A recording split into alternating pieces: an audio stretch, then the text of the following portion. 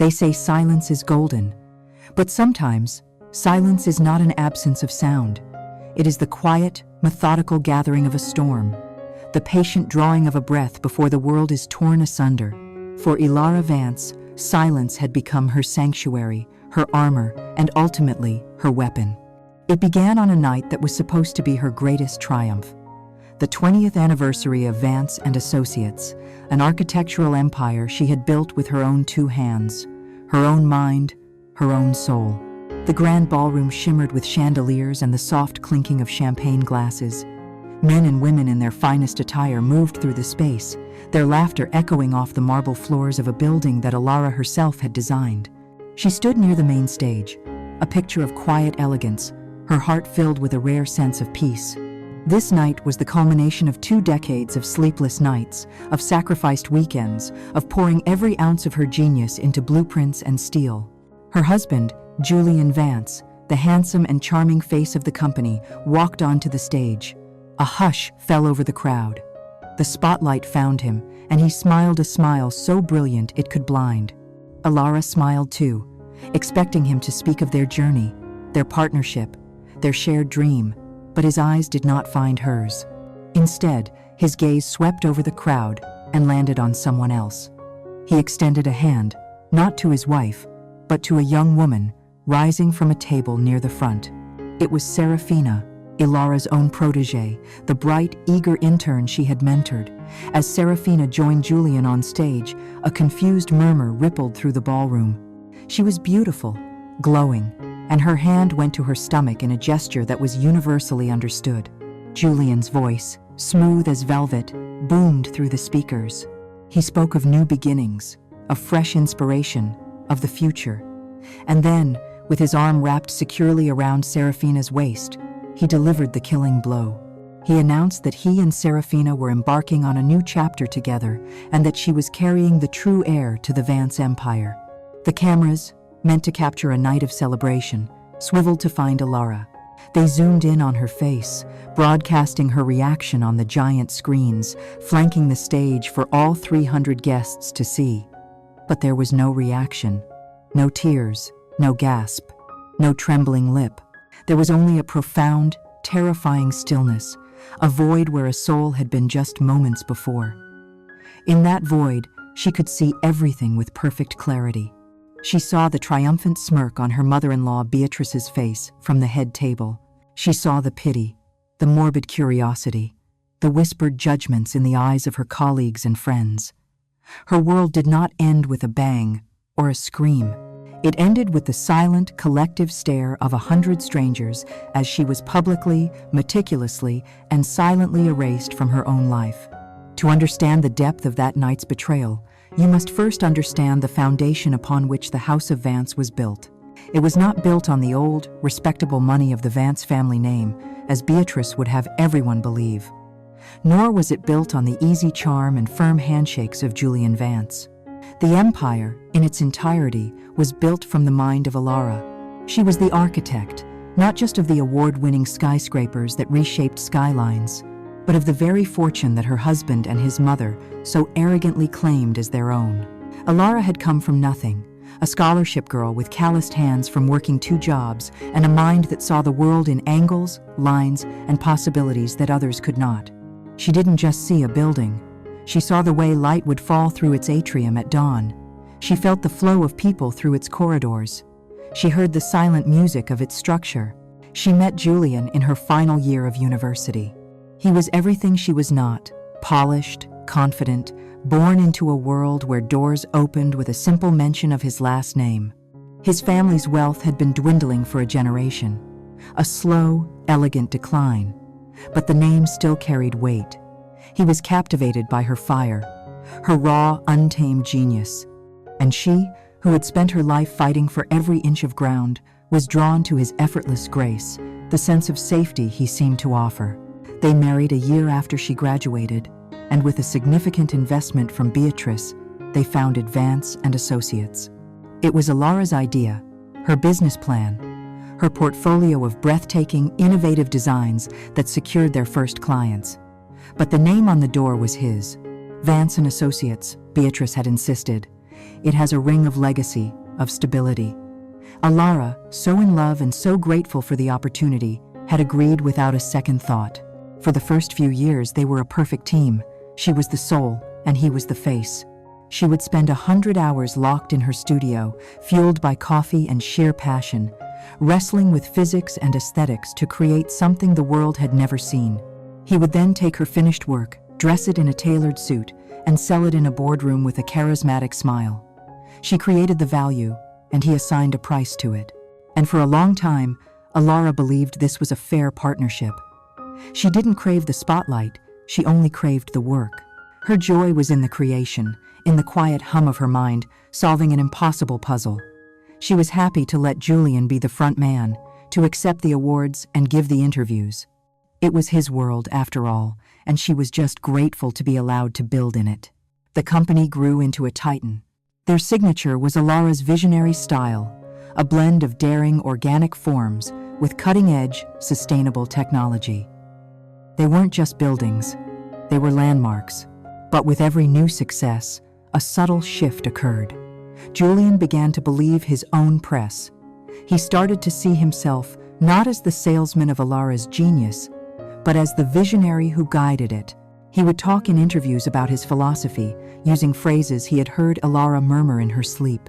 He would accept praise for design details that he hadn't even known existed until he read about them in a magazine. Alara watched this happen, a small, quiet ache in her heart, but she told herself it was necessary. It was for the good of the company, for the good of their life together. Her name might not be on the award, but it was on the mortgage of their beautiful home, a home she had designed to be their sanctuary. And then there was Beatrice. From the very beginning, Beatrice treated Alara with a cloying, condescending kindness that was more insulting than open hostility. She saw Alara not as a partner in the family's renewed success, but as a lucky employee who had married the boss. At family dinners in the stuffy, antique-filled Vance mansion, Beatrice would hold court, telling stories of Julian's supposed brilliance as a child, while patting Alara's hand and saying things like, "You've done so well to keep up, my dear. It must be dizzying for you." She never once acknowledged Alara's talent. To her, the success of Vance and Associates was simply the natural result of a Vance man being at the helm. Alara's contributions were incidental, the work of a skilled technician, nothing more. The greatest source of Beatrice's disdain, however, was Alara's failure to produce an heir. After years of trying, of painful and fruitless fertility treatments, they had remained childless. Beatrice made it clear that this was Alara's failure alone. She would sigh dramatically at the sight of other people's grandchildren, making pointed remarks about the importance of bloodlines and legacy. She made Alara feel like a beautiful but barren vessel, inadequate in her most fundamental duty as a Vance wife. Alara endured it all in silence. She poured her frustrations, her quiet sorrows, and her unspent maternal love into her work. Her buildings became her children. She knew every steel beam, every pane of glass, every hidden conduit. She walked their unfinished skeletons, feeling a connection she couldn't find in her own cold, perfect home. That home, her first major solo design, had become a metaphor for her marriage. It was a masterpiece of minimalist design, featured in architectural digests worldwide, but it was not a warm place. It was a museum of their success, filled with expensive art and uncomfortable furniture. It was a stage where she and Julian played the roles of the perfect power couple, but late at night, the house was just big and quiet and empty. She would often find herself in her home studio, sketching through the night, finding more comfort in the clean lines on a page than in the empty space in the bed beside her. She had built an empire for the man she loved, a fortress of glass and steel and concrete. What she never realized, until that awful, shimmering night in the ballroom, was that she had built it on land that was never truly hers, for a king who saw her not as his queen, but as his most profitable asset. And she had allowed his mother, the Queen Dowager, to lay the poison in its foundations, year after silent year. The serpent did not slide into the garden with a hiss, but with a smile. Her name was Serafina Monet, and she arrived on a Tuesday morning with a portfolio full of promising, if unoriginal, designs and a cover letter brimming with breathless admiration for Alara Vance.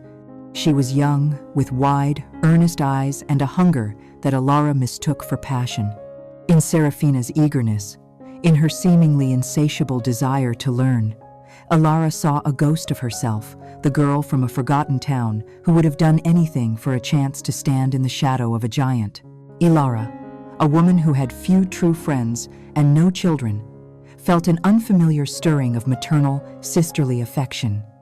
She saw an opportunity not just to hire an intern, but to shape a mind, to pass on the torch. It was a fatal miscalculation, born of loneliness and a generous heart. She gave Serafina the job on the spot.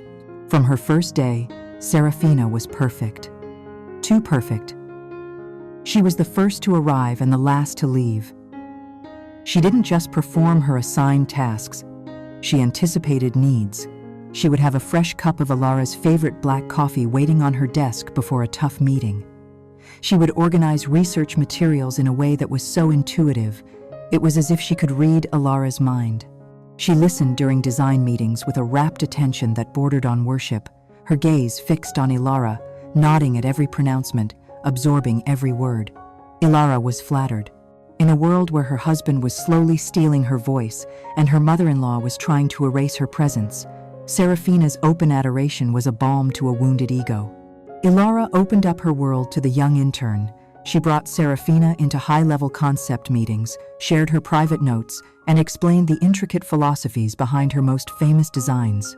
"A building must breathe, Serafina," she would say, late at night over blueprints. "It must have a conversation with the sky." And Serafina would look at her, her eyes shining, and say, "That's brilliant, Alara. Truly." The infiltration was a masterclass in subtlety. Serafina never overstepped. Her presence grew from the office into their lives with a creeping, organic grace. It began with late nights at the studio, where Serafina would insist on staying to help Alara, creating a bubble of female solidarity. Then came the compliments aimed at Julian. She would praise his choice of tie, or laugh a little too loudly at his tired jokes, making him feel witty and seen in a way he hadn't in years. She spoke of his incredible business acumen, framing him as the strategic genius who steered Alara's creative ship. Julian, a man whose ego was as vast as it was fragile, drank it in like a starving man finding water. He began to look forward to her presence, to the easy validation she offered. He started inviting her to client lunches, telling Alara, "She's a real asset, that girl, great with people." Alara, seeing her protégé's success, felt a swell of pride, blind to the fact that the person Serafina was best with was her husband. But the true target, the final piece of the puzzle, was Beatrice. Serafina understood that to truly conquer the House of Vance, she needed the blessing of its matriarch. She engineered her first meeting with Beatrice with the precision of a military strategist. Knowing that Beatrice was hosting a charity auction at the Vance estate, Serafina arranged to be the last one at the office with Julian that Friday. With a flawless performance of feigned disappointment, she mentioned how she had to miss a similar charity event in her hometown to finish a project. Julian, eager to play the magnanimous boss, insisted she come along. At the party, Serafina did not cling to Julian. Instead, after a single glass of champagne, she made a direct line for Beatrice. She didn't talk about architecture. She talked about family, about tradition, about her old-fashioned belief in the importance of legacy. She listened for nearly an hour, as Beatrice lamented the decline of society and spoke of the Vance family's storied past. Serafina's eyes never glazed over. She hung on every word, making Beatrice feel like the most fascinating woman in the world. She complimented Beatrice's pearls, her taste in art, and, most devastatingly, her son. "Julian is so lucky to have you as a guide," Serafina said, her voice a soft coo. "A strong mother is the foundation of a great man." That was the moment the garden gate was unlocked. Beatrice, who found Alara's independence and quiet self-assurance to be a constant, unspoken rebuke, was utterly disarmed by Serafina's deference. Here was a girl who understood the proper order of things, a girl who was respectful, charming, and knew her place. Beatrice began to invite Serafina to their Sunday dinners.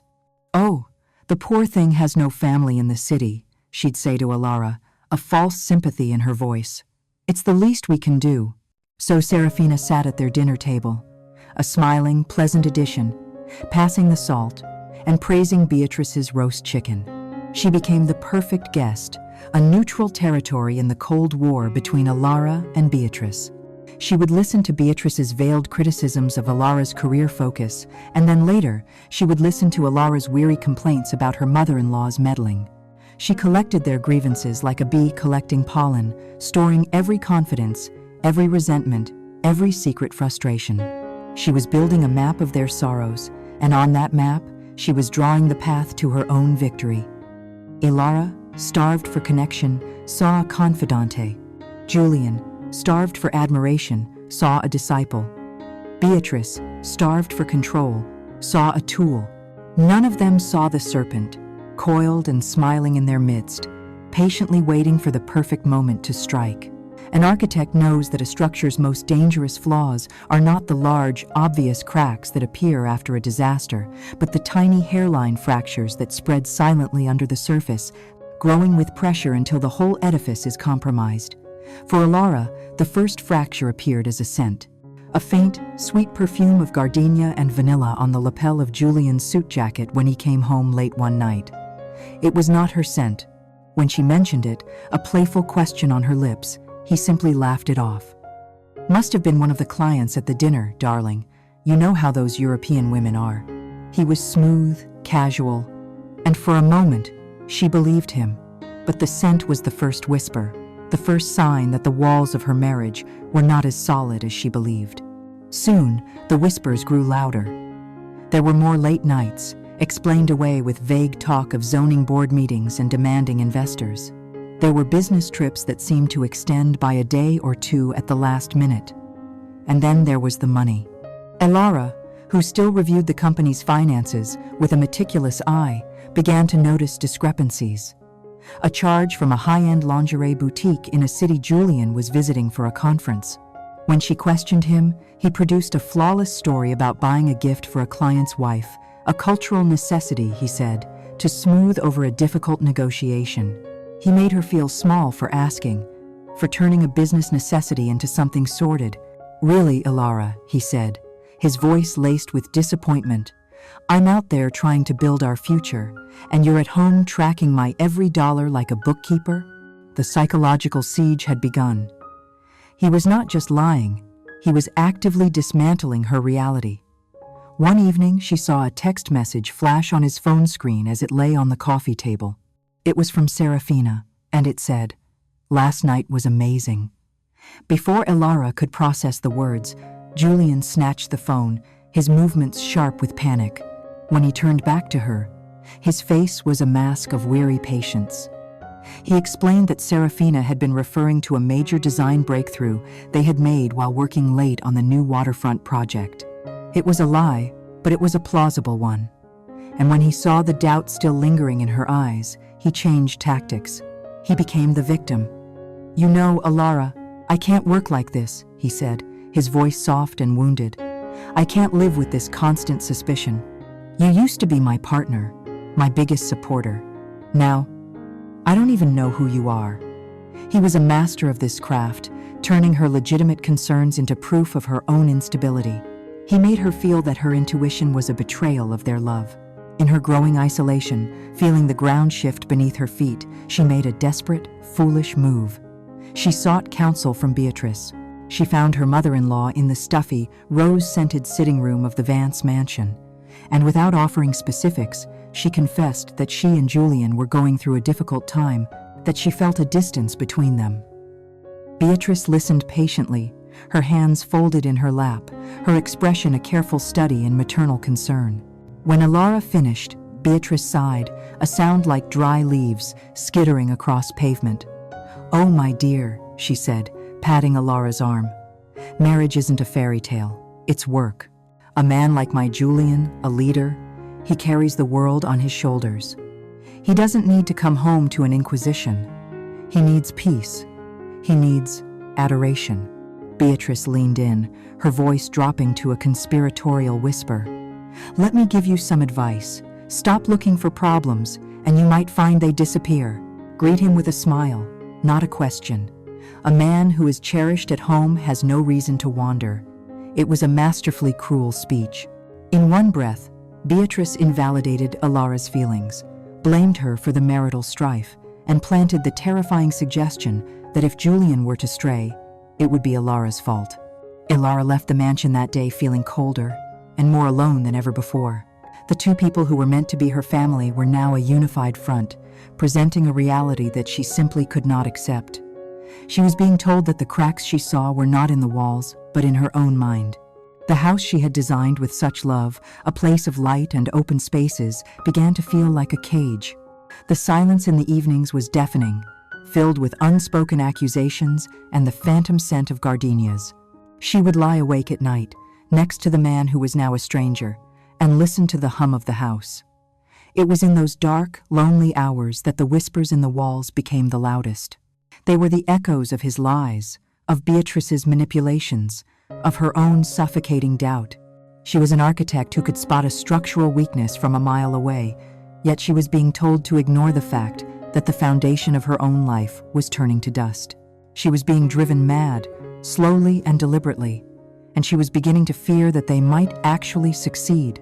Every doubt, every fear, every whisper in the walls, Alara had decided to lock them away for this one night.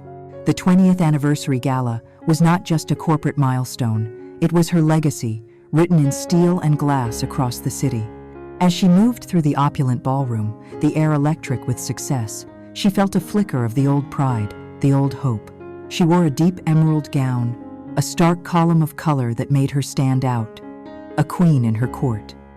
She had chosen it to symbolize life, growth, and prosperity. She had no idea she was wearing the color of envy and poison. She exchanged pleasantries with mayors and billionaires, all of them there to celebrate the work that had sprung from her mind.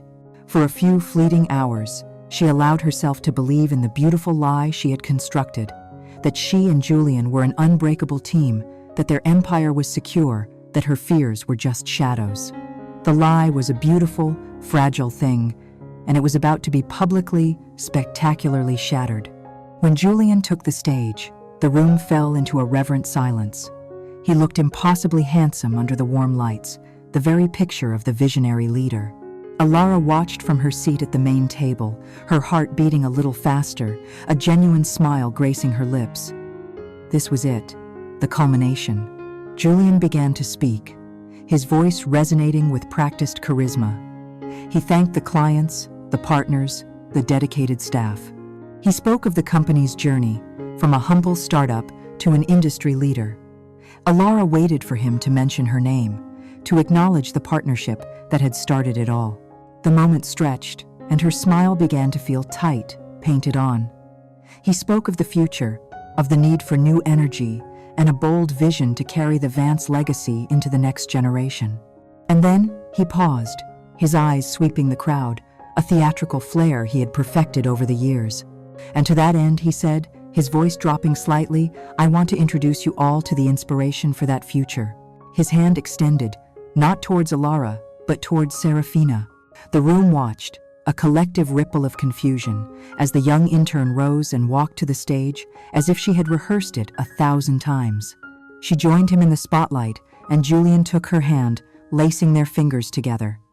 A gasp went through the room, a sharp intake of breath like 1,000 tiny punctures in the celebratory atmosphere.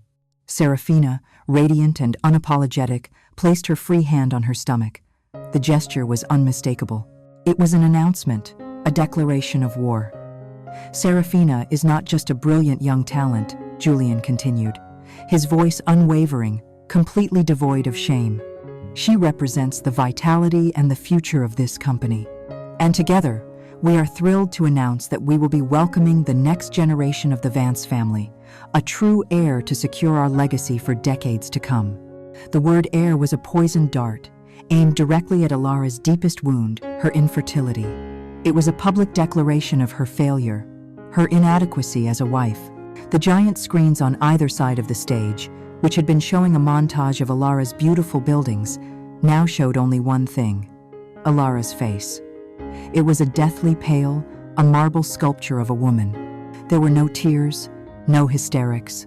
There was just a vast, terrifying emptiness. In that moment, time seemed to slow down. The murmur of the crowd became a distant, buzzing roar. She could see everything with a horrifying, preternatural clarity. She saw the flashes of dozens of cell phone cameras, capturing her humiliation for eternity. She saw the shock, the pity, and the secret, ugly thrill on the faces of people she had known for years. And then, her eyes found Beatrice. Her mother-in-law was not hiding her feelings. She was sitting perfectly upright, a glass of champagne in her hand, a small, serene, utterly triumphant smile on her lips. It was the smile of a predator who had just watched its prey walk into a perfectly laid trap. And in that smile, Ilara understood everything. This was not a sudden passion, this was an execution. A carefully planned, meticulously orchestrated coup. The whispers, the gaslighting, the stolen money, it had all been leading to this public sacrifice. A wave of profound coldness washed over her, extinguishing the last embers of love and grief, leaving behind something hard and pure and unbreakable. Ice. She did not scream. She did not cry. She stood up. Her movements were slow, deliberate, unnaturally graceful. As she rose, a silence fell over the tables nearest to her. She turned her back on the stage, on the man who had been her husband and the woman who had been her friend, and she began to walk. The crowd parted for her. No one dared to speak, to touch her. They just stared, their faces a mixture of awe and horror, as the queen walked out of her own fallen kingdom. The long drive home was silent. The chauffeur kept his eyes on the road, the air in the limousine thick with what had just happened. Ilara stared out the window, watching the city lights blur into streaks, her mind a perfect, cold void. When the car pulled up to the sweeping driveway of the house she had designed, the house that was her soul rendered in glass and stone, she saw the final insult. Several cardboard boxes were stacked neatly on the curb, just outside the imposing front gates. Her boxes, her clothes, her books, her personal effects, all packed and discarded like trash. She stepped out of the car and walked to the front door. She put her key in the lock. It didn't turn. They had already changed them. She was locked out. The public execution was now complete. She had been surgically, brutally excised, not just from her company, but from her home, from her life. She stood there for a long moment, under the cold glow of the security lights, looking at the boxes that contained the remnants of her past, and she did not shed a single tear.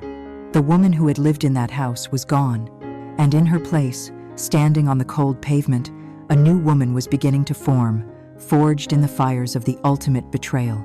In the days that followed the public execution, the world Ilara had built moved on without her, eager to consume the drama. The story, as told by Julian's carefully briefed public relations team, was a tragic but simple one. Ilara Vance, a brilliant but emotionally fragile woman, had buckled under the pressures of her career. Her increasing paranoia and jealousy had unfortunately destroyed their once perfect marriage. Julian, the narrative went, had fought bravely to save it, but had ultimately found solace and a new future with the vibrant and supportive Serafina. Ilara's silence was presented as the final, damning proof of her instability. She had, they whispered, simply vanished, likely having a complete nervous breakdown in some private, expensive facility.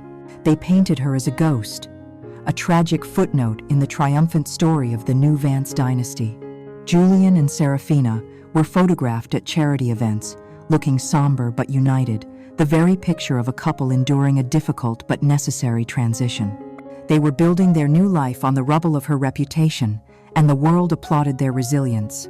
But Ilara was not in a sanatorium. She was not broken. She was in a small, anonymous apartment on the coast of Oregon, 1,000 miles away from the life that had been stolen from her. The apartment was Spartan, with bare white walls, a simple bed, and a single large window that looked out onto a perpetually gray and churning sea. The contrast was stark. She had gone from a home that was a monument to wealth and design, to a space that was little more than a cell.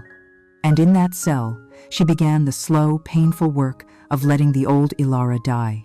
For 72 hours, she did almost nothing.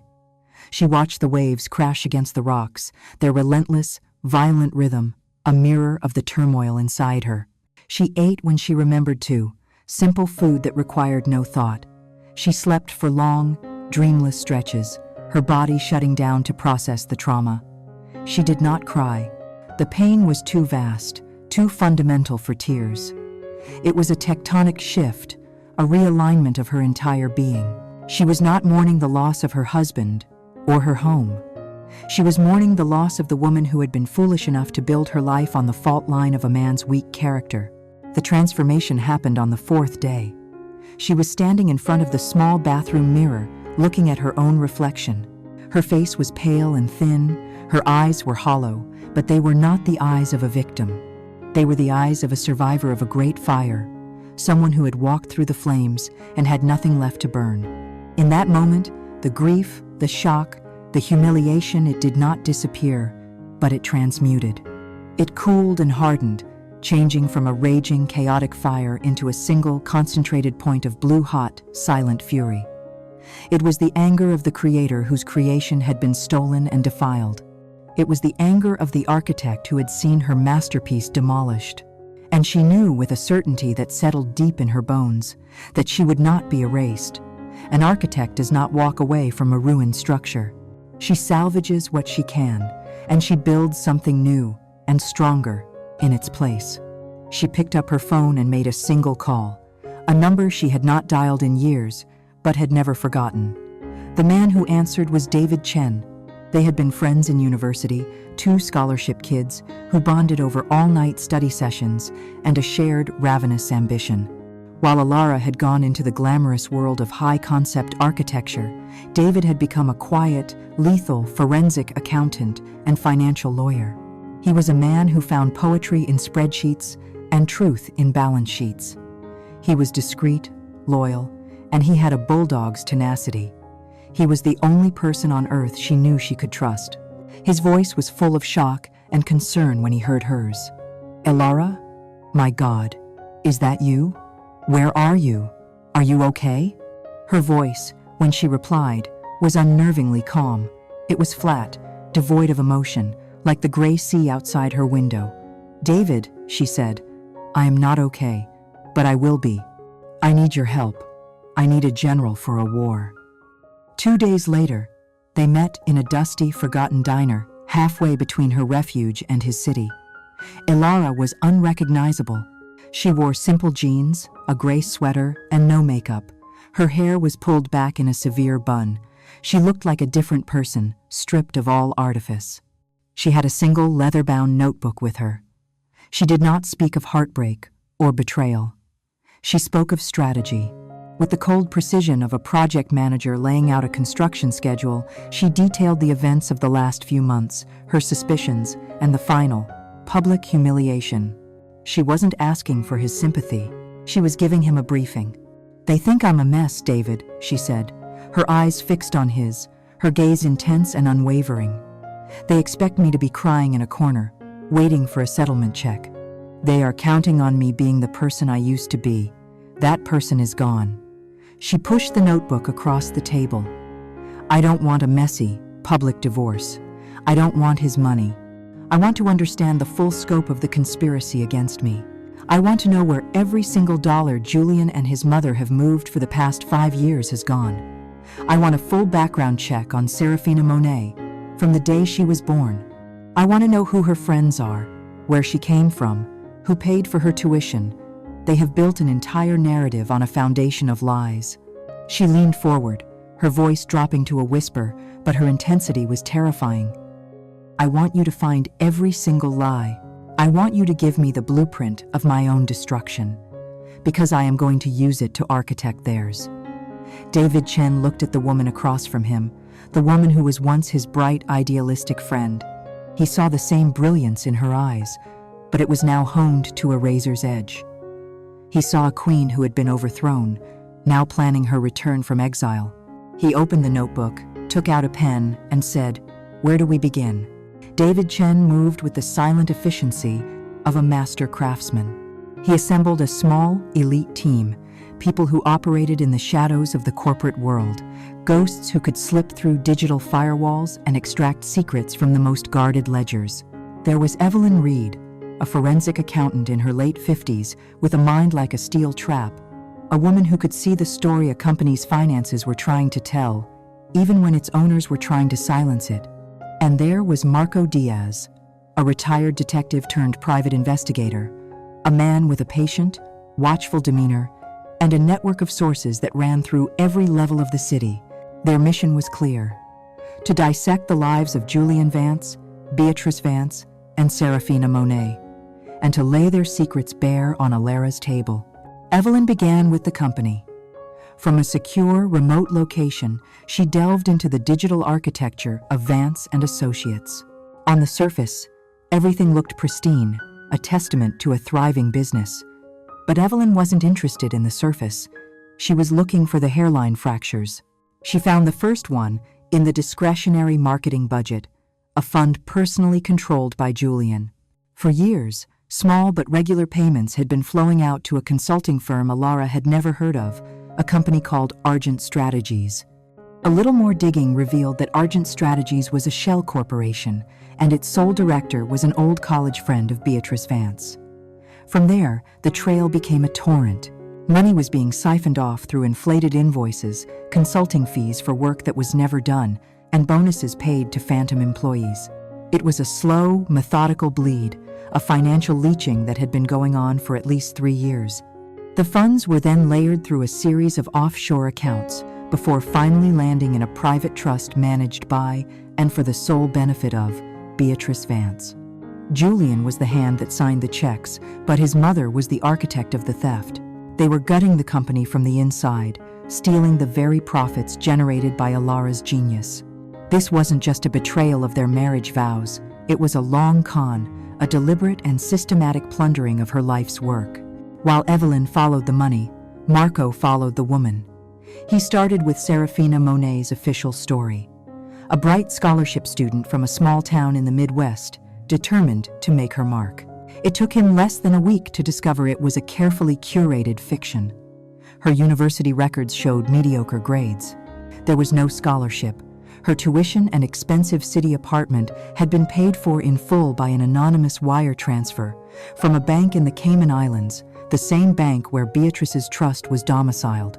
Marco then traveled to Serafina's hometown. He spoke to old high school acquaintances and former teachers. A picture began to emerge, not of a brilliant prodigy, but of a deeply ambitious and manipulative young woman with a history of attaching herself to people of influence, only to discard them once they had served their purpose. She was a professional chameleon, a grifter with a pretty face, and a void where her conscience should have been. But Marco's most significant breakthrough came from a source he developed inside the exclusive private clinic where Serafina had supposedly received her prenatal care. After several weeks of patient cultivation, a disgruntled administrative nurse, fed up with the arrogance of her wealthy clientele, agreed to talk. The truth was simple and devastating. Serafina had visited the clinic for a consultation, but no pregnancy was ever confirmed. She had complained of symptoms, but all tests had come back negative. The glowing sonogram pictures she had shown to a delighted Julian, the medical reports confirming a healthy first trimester, they were all forgeries, expertly crafted fakes. The entire pregnancy, the very cornerstone of the public coup against Alara, the moral justification for destroying her marriage and seizing her company, was a lie. The true heir to the Vance empire did not exist. David Chen compiled these findings into encrypted, password-protected files and sent them to Alara. In her quiet apartment by the sea, she would open them each evening, the gray light of her laptop screen illuminating her face as she read. Each new revelation was like a hammer blow, not to her heart, but to the last vestiges of the naive woman she had once been. The financial treachery, the systematic theft, the calculated lies, it was all there, in black and white. When she read the report on the fake pregnancy, she felt no shock, no fresh wave of pain. She felt only a profound, chilling clarity. It was the moment an architect looks at a collapsed building and finally understands the precise, fatal flaw in its engineering. The pregnancy hadn't just been a lie to trick Julian. It was a strategic weapon designed for maximum public impact. It was engineered to paint Alara as the barren, older wife, an obstacle to the family legacy, making her ousting seem not just necessary but natural. The cruelty of it was breathtaking in its audacity. This wasn't a crime of passion. Julian hadn't simply fallen in love with another woman. This was a hostile takeover, a conspiracy of breathtaking greed, and Serafina was not a lover, but a hired mercenary. Alara closed the final report. The web of whispers and gaslighting that had once driven her to the edge of madness was now a detailed schematic of their guilt. They had thought they were just dealing with a heartbroken wife. They had no idea they had created their most formidable enemy. She now had the blueprint of their ruin. All that remained was to choose the time and the place for the demolition. The evidence David's team had gathered was a mountain. It was a damning, irrefutable indictment of fraud, theft, and conspiracy. They had the offshore account numbers, the paper trail of the siphoned funds, and the concrete proof of Serafina's fabricated pregnancy. They had enough to go to the authorities, enough to trigger a federal investigation that would surely ruin Julian and Beatrice. But as David laid out the legal pathways, a sense of deep unease settled over Alara. A criminal case would be a spectacle. The tabloids would feast on it. Julian and Beatrice would fight back with their army of expensive lawyers, dragging her through a swamp of accusations and character assassinations. They would try to paint her as the scorned woman, lashing out in a fit of vengeful rage. It would be a long, ugly public war. And while she might eventually win, the victory would feel hollow, her own name and legacy forever entangled with their filth. She wanted something cleaner, something more absolute. She was an architect, and she was looking for a solution that was not just effective, but elegant. "There has to be another way, David," she said during one of their encrypted video calls, her voice a low murmur against the sound of the Oregon rain. "Fighting them in a criminal court is playing their game. It's a slugging match. I'm looking for a single, load-bearing wall. One point of failure that, if removed, brings the entire rotten structure down on their heads." David was silent for a moment, the gears turning in his brilliant legal mind. "To find a structural flaw like that," he said slowly, "we can't look at what they did last year. We have to go back to the very beginning, to the foundation. I need to see the original incorporation documents for Vance and Associates. Every page, every addendum. From day one." The request sent Alara into the digital attic of her life. She spent a day combing through old, archived hard drives, blowing the virtual dust off files she hadn't opened in 20 years. It was a painful archaeology, digging through the fossilized remains of her own hope and optimism. She found the early business plans, full of her own ambitious handwriting. She found photos of herself and Julian, young and smiling, at the signing ceremony. And then she found it, a scanned PDF labeled V&A, Incorporation, Final, Executed. She opened the file, her heart a cold, heavy stone in her chest. She scrolled through the dense legalese, the language of a life that no longer existed. It all seemed standard, boilerplate, until she reached the final pages. Appendix B, Licensing of Proprietary Intellectual Property. Her breath caught in her throat. She didn't remember it at first. It was a detail lost in the exhilarating rush of starting a new company, of being in love, of building a future. But now, reading the words, the memory returned with the force of a tidal wave. Before she was Alara Vance, the famed architect, she was Alara Vance, the graduate student, a prodigy who, for her master's thesis, had not just designed a building, but had coded a revolutionary piece of software to do it. She had called it Aura, the Architectural Unified Rendering Algorithm. It was a program that could model environmental stressors and structural loads in a way that was years ahead of its time. Simultaneously, she had developed and patented a series of eco-friendly composite materials, light but stronger than steel. This work, this intellectual property, was the key that had unlocked her genius. And it had all been created, patented, and registered under her maiden name, a full year before she had even married Julian. Her eyes scanned the clause, her finger tracing the words on the screen. The language was clear, drafted by the young, budget-friendly lawyer they had hired back when they were still dreaming out of a cramped apartment. The contract stipulated that Vance and Associates was granted an exclusive, ongoing license to use Aura and her material patents. It said use. It did not say own. The ownership of the company's core technology had never been transferred. It still belonged, solely and completely, to a woman named Alara Vance. She immediately sent the file to David. He called her back within 10 minutes, his voice stripped of its usual calm composure. It was buzzing with an energy she had never heard from him before. "Alara," he said, his voice almost a whisper. "Oh my God, Alara, do you understand what this is? This isn't a crack in the foundation. This is the foundation. You are the foundation." The full weight of the discovery settled over her. It was a revelation so profound it reordered her entire universe. Every award-winning design, every skyline-defining tower, every ounce of prestige, and every $1 billion of revenue Vance and Associates had ever generated was built upon the bedrock of her intellectual property. The company's name was Vance, but its soul, its engine, its entire operating system was hers. Julian and Beatrice, in their breathtaking arrogance, had been so focused on the brand, the money, the social status, that they had never bothered to understand the mechanics of the machine they were running. They were like squatters living in a palace, believing it was theirs, never realizing that the deed to the land was in someone else's name all along. This changed everything. The fraud, the theft, the affair, they were all secondary now.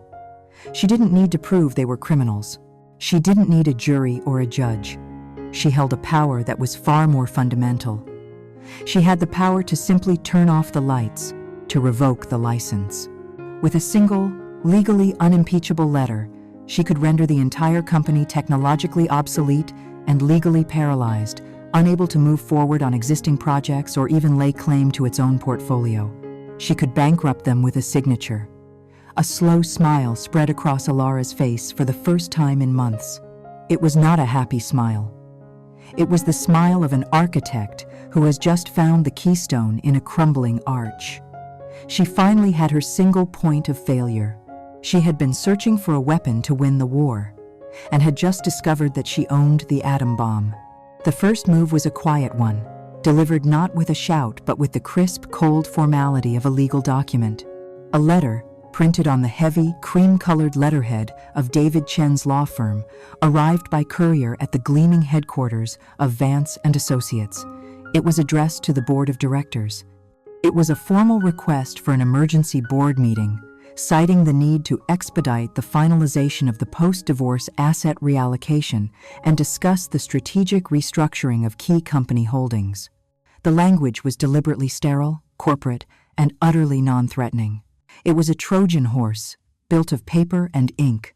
In the penthouse office that had once been Alara's, Julian, Beatrice, and Serafina read the letter. Their reaction was not one of alarm, but of smug satisfaction. This was it, the moment they had been waiting for.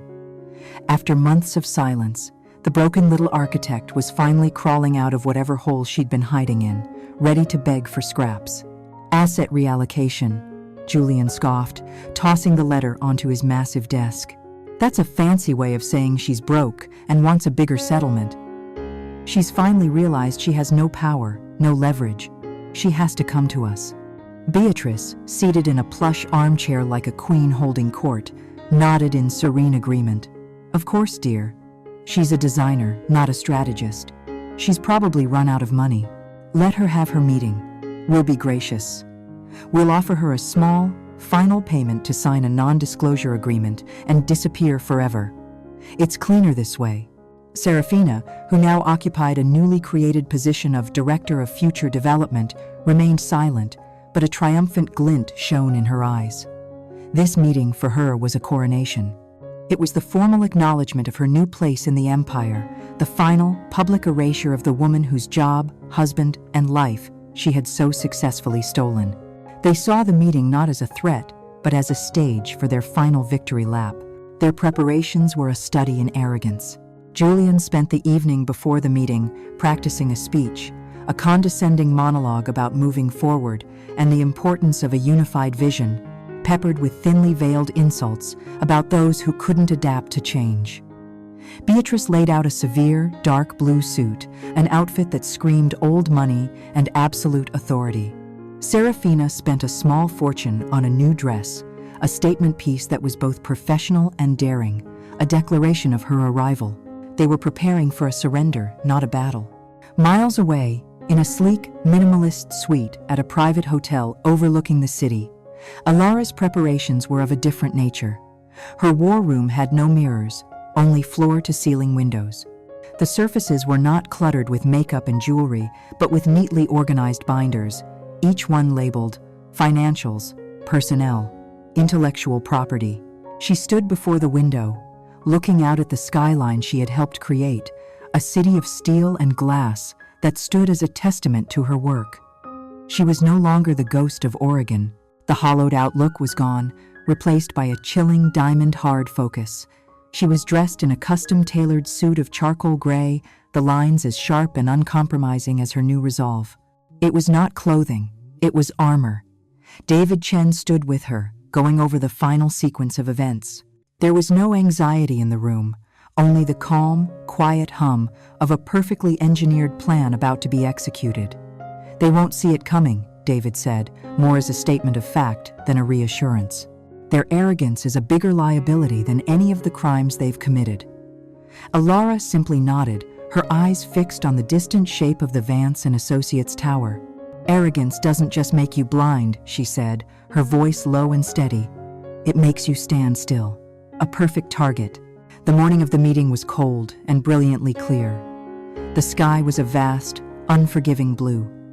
The boardroom at Vance and Associates was on the top floor, a magnificent space that Alara herself had designed. It was her sanctuary, a room of quiet power, with a 20-foot-long table of polished obsidian and a panoramic view of the city. One by one, the board members arrived. They were all men in their 60s and 70s, old friends of Beatrice's late husband, men who owed their positions to the Vance family. They greeted Beatrice with deference and Julian with hearty slaps on the back. They nodded politely at Serafina, accepting her presence as a new, if curious, reality. The atmosphere was relaxed, like a private club meeting. Julian, Beatrice, and Serafina took their seats at the head of the table, a united front of power and entitlement. They were confident, smiling, masters of their universe. Julian, sitting in the chairman's seat, tapped his pen impatiently on the table. "All right, everyone," he said, his voice booming with authority. "Let's get this little piece of housekeeping over with, shall we?" He looked toward the door, a condescending smirk on his face, expecting to see David Chen walk in alone, a lawyer ready to plead his pathetic client's case. The other board members shuffled their papers, ready to rubber stamp whatever the Vances had decided. The air was thick with smug certainty. The stage was set, the trap was laid, the bait had been taken. And at that exact moment, as Julian cleared his throat to begin his victory speech, the grand boardroom door clicked open. It did not open to reveal a lawyer. It opened to reveal the architect herself. And she was not there to negotiate. She was there to demolish. The woman who stepped into the boardroom was not the Alara Vance they remembered. The soft, artistic dreamer was gone, burned away. In her place stood a figure of formidable composure, her charcoal gray suit fitting her like a suit of armor, her eyes holding the cold, clear light of a winter morning. She moved with a silent, deliberate grace, not the tentative steps of a victim, but the confident stride of a conqueror claiming her territory. David Chen followed a pace behind her, his expression neutral, his briefcase held firmly in his hand. A collective, stunned silence fell upon the room. The relaxed, club-like atmosphere evaporated, replaced by a sudden, sharp tension that was as palpable as a drop in temperature. Julian's jaw went slack, his condescending smirk frozen on his face. Beatrice's back stiffened, her eyes narrowing in disbelief and fury. Serafina's triumphant glow vanished, and she shrank in her chair, a flicker of pure animal fear in her eyes. Alara did not wait to be acknowledged. She walked to the far end of the obsidian table, taking a position of power directly opposite her husband. She placed her hands flat on the cool, dark surface and surveyed the room, her gaze sweeping over the shocked faces of the board members before finally landing on Julian. Her voice, when she spoke, was not loud, but it cut through the silence with the precision of a scalpel. "Good morning, gentlemen." "And Beatrice," she said, a cool, formal nod in her mother-in-law's direction. "Thank you for attending. Contrary to the agenda you received, we are not here to discuss my settlement. We are here to discuss the orderly transfer of power." Before anyone could react, David Chen moved along the table, placing a slim, black binder in front of each board member. Julian started to rise from his chair, his face flushed with anger. "What is the meaning of this, Alara? This is my meeting. You have no right." "You have no rights here, Julian," Alara said, her voice dropping to an icy calm that silenced him instantly. "Not anymore. Gentlemen, if you would please open the binders to the first tab, you will find a full forensic analysis of the company's discretionary accounts for the past 3 fiscal years." She began to speak, her tone that of a lecturer presenting a case study. She walked them through the evidence of the shell corporations, the inflated invoices, the phantom consulting fees. As she spoke, David projected key documents onto the large screen at the end of the room. Bank statements from the Cayman Islands, forged signatures, wire transfers authorized by Julian, all leading to a single trust controlled by Beatrice. The board members, men who had profited from the company's success, began to shift uncomfortably in their seats. Their faces paled as they realized the depth of the fraud, their own names and reputations now inextricably linked to a massive criminal conspiracy. When she finished with the finances, she turned her gaze upon Serafina. "And now," she said, "we come to the issue of the true heir." The contempt in her voice was so cold it could have frozen glass. David Chen placed a new set of documents on the overhead projector. On one side was the beautifully clear sonogram photo Serafina had proudly displayed. On the other, a signed, notarized affidavit from the chief of radiology at the clinic, stating that the image was a stock photo, a forgery, and that medical records confirmed Serafina Monet had never been pregnant. "You are not a mother-to-be," Alara said, her eyes locked on the terrified young woman. "You are a fraud, a petty con artist with a history of manipulation, hired by Beatrice and Julian to be the centerpiece of my public humiliation.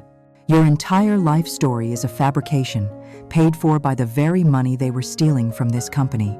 Serafina crumbled.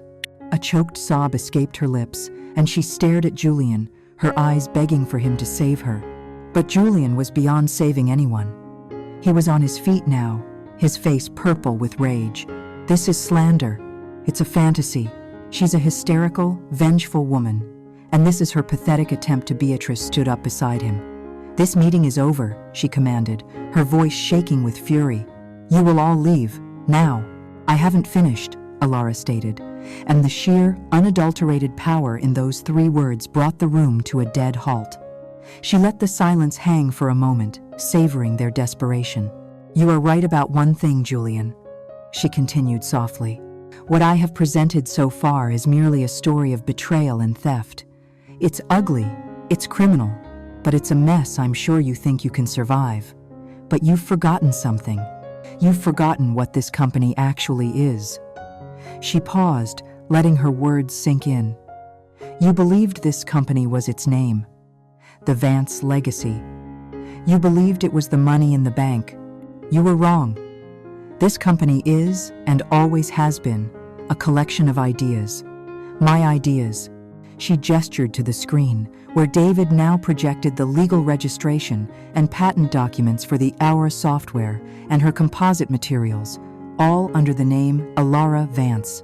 Every major contract, every building, every dollar this company has ever earned was built using proprietary technology that does not belong to Vance and Associates. It belongs to me. The final, beautiful, terrible truth landed in the room with the force of a physical blow. The board members stared, their faces a mask of dawning horror as they understood. They didn't just have a PR crisis or a criminal investigation on their hands. They had a company that was, fundamentally, worthless. "And today," Alara announced, her voice as final as a judge's gavel, "I am revoking the license, effective immediately." Panic erupted. But before it could take hold, Alara raised a hand for silence. "However, I am prepared to be generous, so you have two options. She laid out the ultimatum, her voice cold and precise. Option A. The three of you, she said, nodding at Julian, Beatrice, and Serafina, will sign the documents David is about to place in front of you. They are your full resignations from this board and the complete unconditional transfer of your entire shareholdings to me. You will walk out of this building with nothing. In return, the evidence in these binders remains in this room. You will be ruined, but you will be free. She paused. Option B. You refuse. I revoke the license, which bankrupts the company and renders your shares into worthless paper overnight. And David will then walk these binders directly to the office of the U.S. Attorney. You will spend the next 10 to 15 years of your lives in a federal prison. The choice was no choice at all. It was checkmate. David Chen walked calmly to the head of the table and placed 3 sets of documents and 3 pens in front of the 3 conspirators. Their faces were ashen, their arrogance shattered into a million pieces. Their entire world, their power, their legacy, all of it, had been reduced to a signature on a page. They stared at the papers, the instruments of their own annihilation, and realized the truth. The architect they had tried to erase had just demolished their entire world, leaving them buried in the rubble. The silence in the boardroom was the silence of a tomb. It was thick, heavy, and absolute. The 3 pens lay on the polished obsidian table, each one a weapon waiting to be used by the condemned against themselves. The choice was an illusion, a mere formality before the execution of their entire world. Serafina was the first to break. Her carefully constructed facade had been shattered, leaving only the terrified, grasping girl she had always been. With a trembling hand and a choked, pitiful sob, she reached for the pen, her signature, a frantic, tear-smudged scrawl on the document that erased her from the company and from their lives forever. She pushed the papers away as if they were on fire and collapsed back into her chair, her face buried in her hands. Beatrice was next.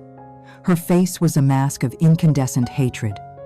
Every line of her body was rigid with a pride that refused to break, even in the face of absolute ruin. She did not look at Alara. She stared at a point on the far wall, her jaw clenched so tightly it was a wonder her teeth didn't crack. She signed the documents with a sharp, angry stroke of the pen, the sound like ice cracking. It was not a signature, it was a curse. She then stood, her back ramrod straight, and without a single word, turned and walked out of the boardroom, a dethroned queen marching to her own private exile. Only Julian was left. He stared at the documents, then up at Alara, his eyes swimming with a desperate, pathetic plea. The anger and bluster were gone, replaced by the terrified bewilderment of a man whose entire reality had just been dismantled. "Alara," he whispered, his voice cracking. "Alara, please. Think about what you're doing. Think about us. Think about the years we had, everything we built together." The words were an appeal to a woman who no longer existed, to a history he had personally set on fire. Alara looked at him, not with hatred, not with pity, but with a profound and chilling indifference. "That's the mistake you've been making all along, Julian," she said, her voice quiet, but carrying to every corner of the silent room. "You thought we built this together. The truth is, I built it. You just lived in it." His face crumpled, the last flicker of hope dying in his eyes. He finally understood that he was not speaking to his wife. He was a trespasser, speaking to the owner of the property. He picked up the pen, his hand shaking so violently he could barely hold it, and signed away his name, his company, his legacy, and his future. He was no longer Julian Vance, titan of industry. He was just a man in an expensive suit with nothing to his name. As soon as he too had walked from the room, a ghost following his mother into obscurity, the spell of silence broke.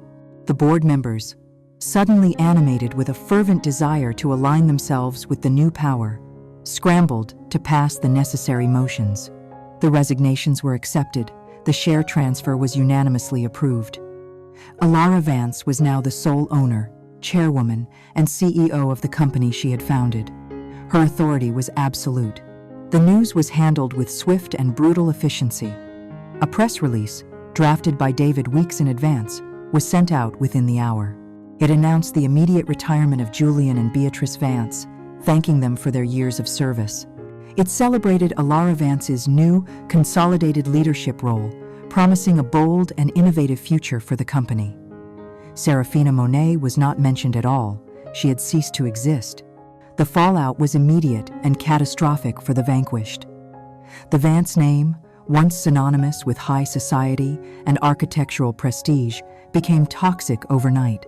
While the official story was one of retirement, the truth, or at least a lurid version of it, bled out into the city's elite circles. Whispers of fraud, of a shocking affair with a junior employee, of a public boardroom execution, became the currency of every dinner party and country club luncheon. Julian and Beatrice became social pariahs.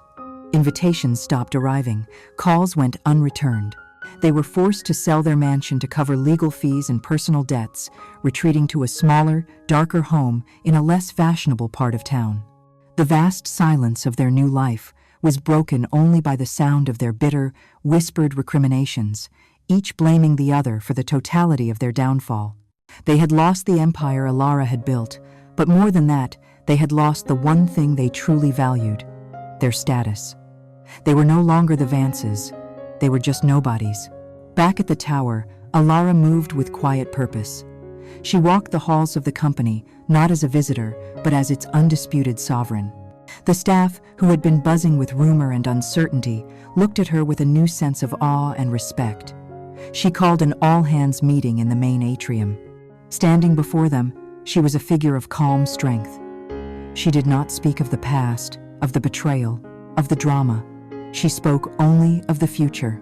She spoke of innovation, of integrity, of building a company that was as strong on the inside as the structures it designed on the outside. She laid out a new vision, a path forward, and in doing so, she single-handedly restored the confidence of every person in the room. Her final act of that long, momentous day took place at dusk. She stood on the plaza outside the building, the cool evening air on her face, and watched as a crane lifted the large silver letters from the top of the tower. V-A-N-C-E and A-S-S-O-C-I-A-T-E-S. The name that had been her pride and her prison was taken down, piece by piece. Then, new letters, in a sleeker, stronger font, were hoisted into place. V-A-N-C-E. The name remained, but its meaning had been transformed. It was no longer her husband's name. It was hers, her maiden name, the name under which she had created the patents, the software, the very soul of the company. After a pause, the crane lifted the final word, I-N-N-O-V-A-T-I-O-N-S. Alara looked up at the new sign, glowing softly against the twilight sky. Vance Innovations. Her reflection stared back at her from the grand glass doors. The woman in the reflection was not a wife, not a partner, not a victim. She was the architect, and she was finally, truly, home. The seasons changed. Summer's fierce heat gave way to the crisp golden light of autumn. 6 months after the reckoning in the boardroom, a new sense of quiet, productive order had settled over Vance Innovations. The company, under Alara's sole visionary leadership, was not just surviving, it was thriving. She had shed the dead weight of the past, promoted new talent from within, and infused the firm with a renewed sense of purpose and integrity. The scandal faded, as all scandals do, replaced by the much more compelling story of a brilliant woman's triumphant return. Alara found a strange, quiet peace in her work. The gaping wound in her life was still there, but she was slowly, meticulously building a new life over it, a structure that was stronger, wiser, and entirely her own. She thought the story was over. She thought all the secrets had been unearthed. She was wrong. David Chen came to her office on a cool October afternoon. He looked weary, and in his hands, he held a single, slim file. "It's the last of it, Alara," he said, placing it on her desk. The investigator was bothered by one loose thread, the anonymous trust that paid for Serafina's life. He kept digging.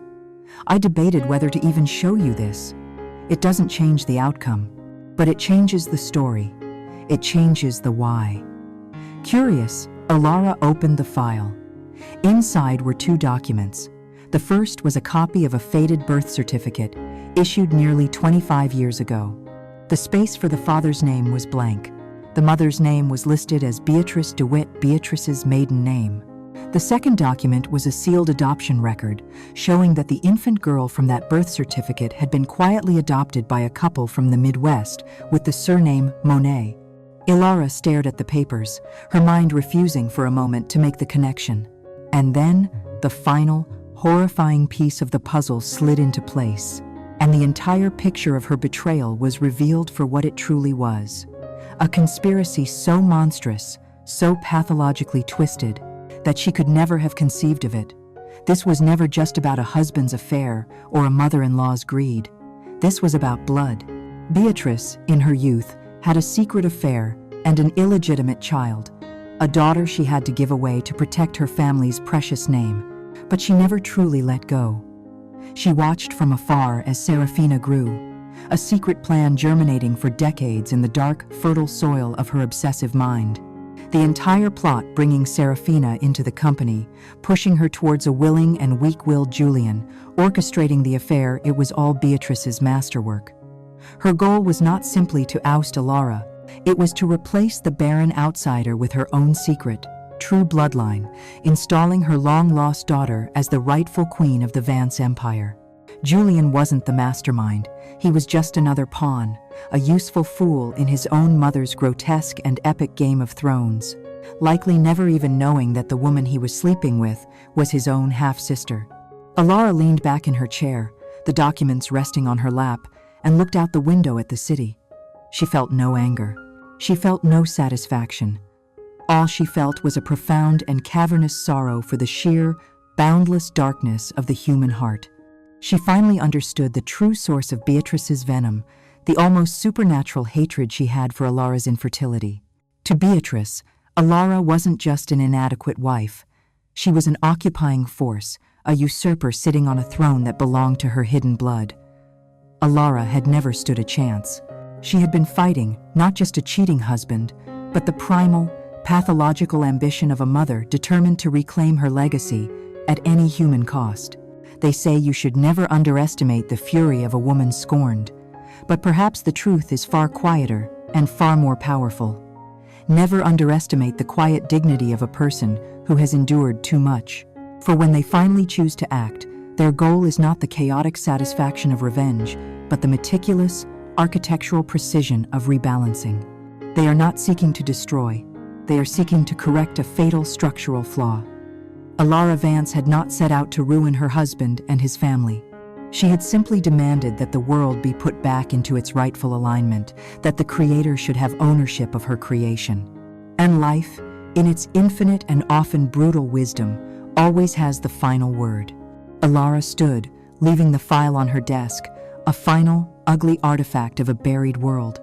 She walked to the great window of her office and looked down at the city lights beginning to twinkle in the twilight. She had lost a marriage and a family she thought was hers, but she had reclaimed something far more valuable: herself, her name, her work, her future.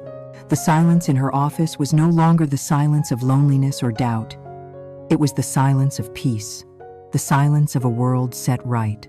Thank you for listening. Join us again as we explore another story, another life, and the intricate, often dangerous, architecture of the human heart.